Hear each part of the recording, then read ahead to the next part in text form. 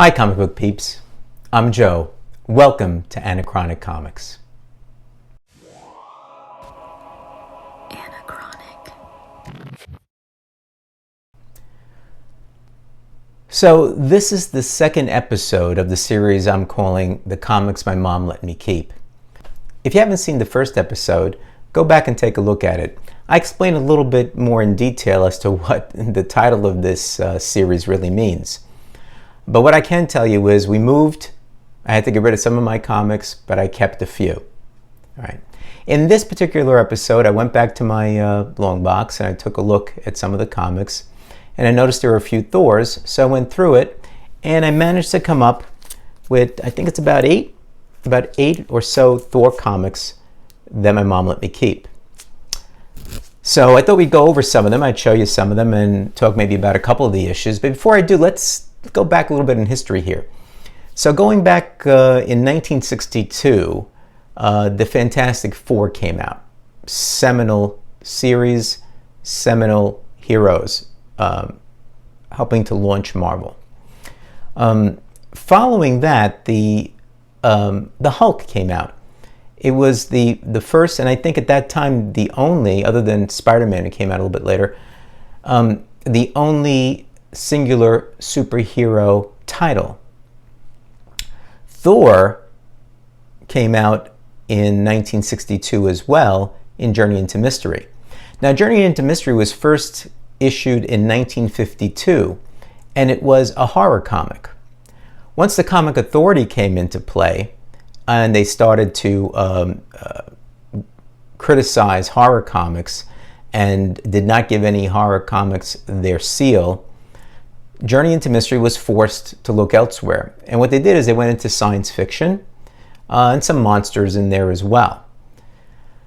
Then in 1962, starting with issue number 83, Thor made his first appearance. And that issue was, I think, August of 1962 issue.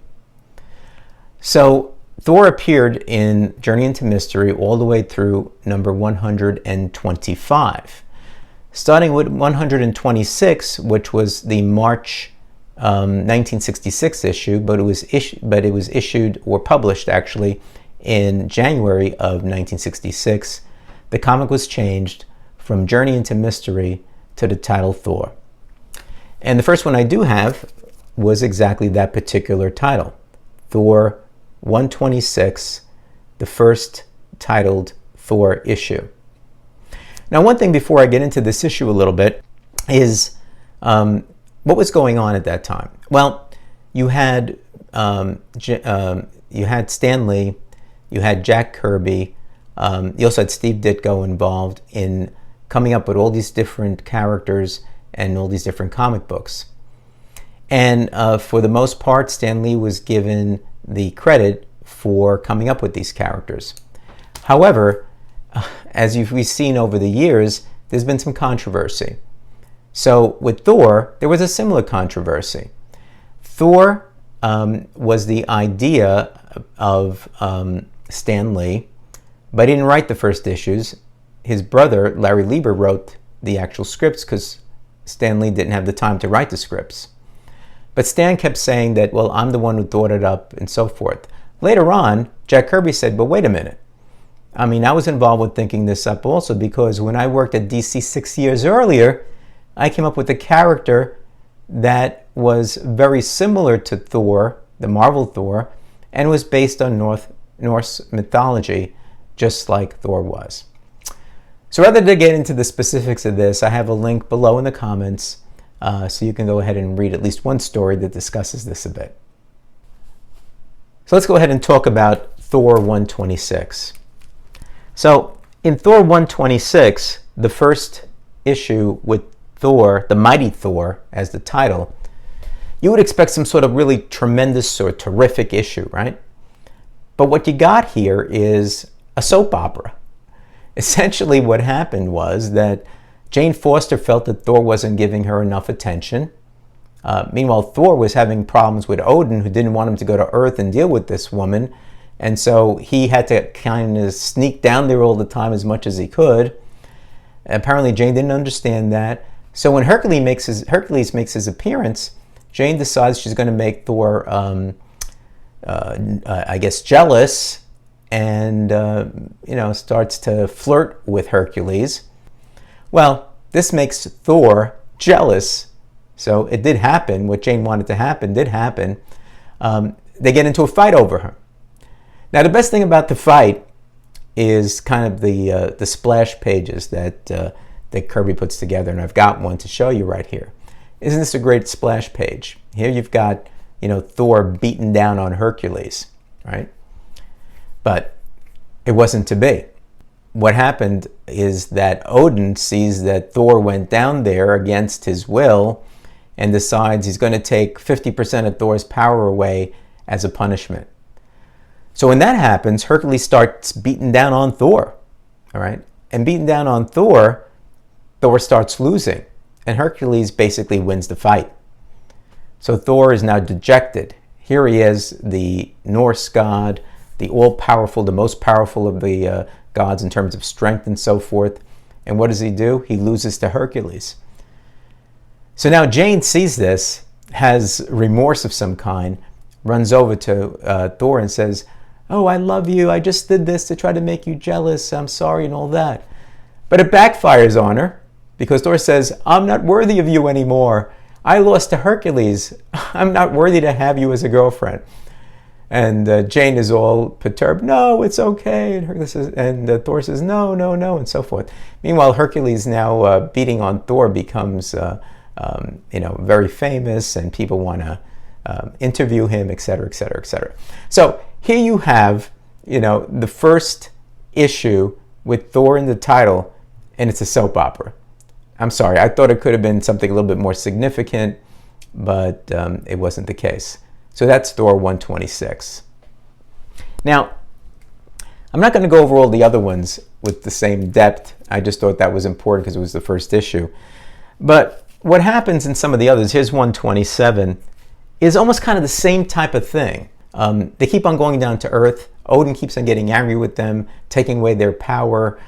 Thor has to deal with a number of different villains that have powers, that don't have powers, but he doesn't have powers, or he has 50% of his powers.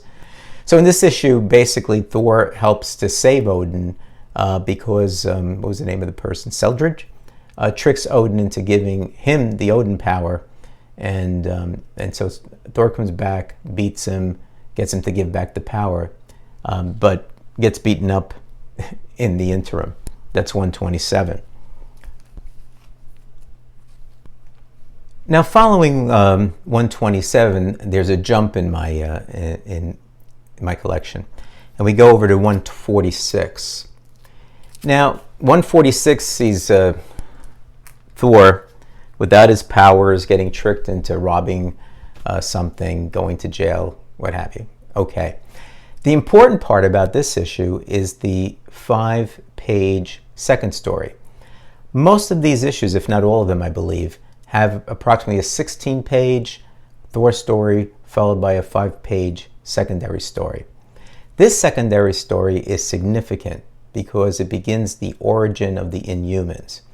And as you know, the Inhumans were an advanced race of humans that existed at the time that the rest of us were like, cavemen, Cro-Magnon, going around trying to figure out how to eat, how to hunt. Hey, what's this thing called fire? That type of stuff. Meanwhile, they were very much advanced. And they were so advanced they developed a Terrigen machine, which eventually gave them all, except for Maximus, gave them all powers. So this was the first 5-page story. It was followed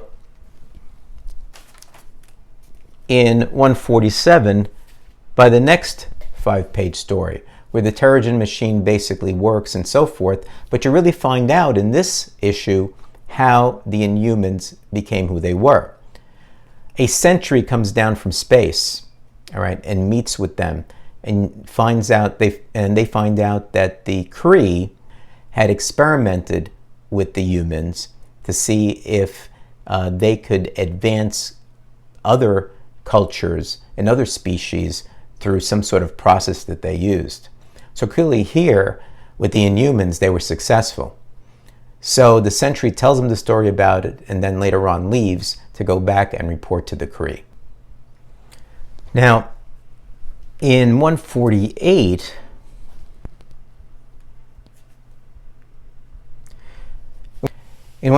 we are introduced to Black Bolt.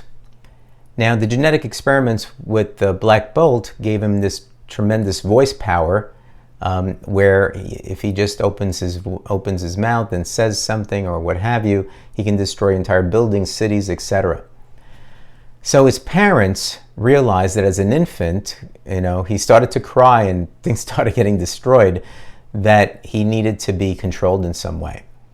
So although they didn't want to, they felt for the safety of everyone, including the infant himself, they put him in a soundproof room, and he had to live in this soundproof room because to be outside of it, he could destroy the entire city.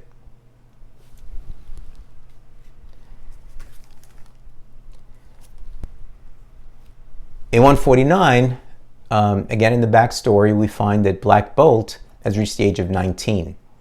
Having reached the age of 19, the king and all the others feel he is now old enough to be able to control his power and not speak. So they let him out of the room with the understanding that he would never speak, because if he did, he could destroy everything. One person who was not too happy with this was his younger brother Maximus.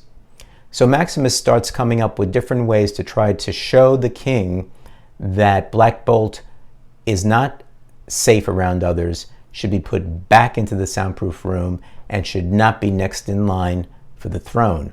But instead, he, Maximus, the younger brother, should be next in line for the throne. Sounds familiar, right? This happens a lot. After that, we jump two more. We jump to number 161. Now, in 161, the main story is pretty good in that we find that Galactus makes his appearance. And he is going ahead and he is trying to consume Ego, the living planet.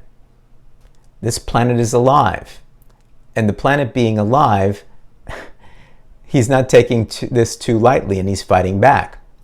So Thor intervenes, along with some other individuals who come in there whose planet had been destroyed by Galactus, and they were trying to get back at him.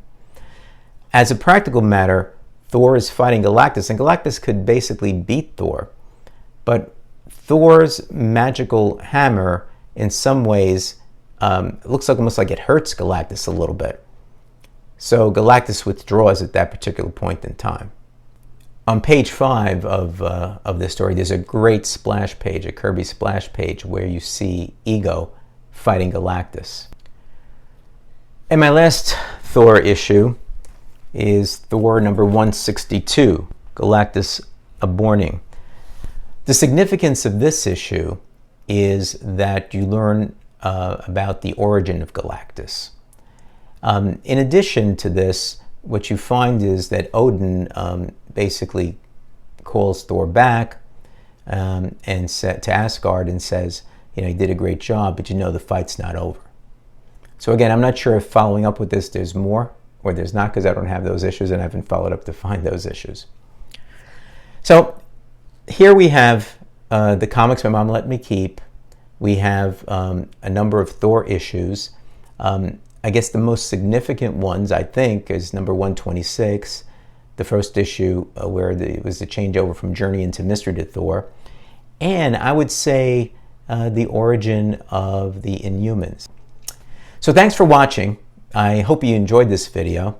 And if you got some value out of the video or you just enjoyed the video, please give me a thumbs up.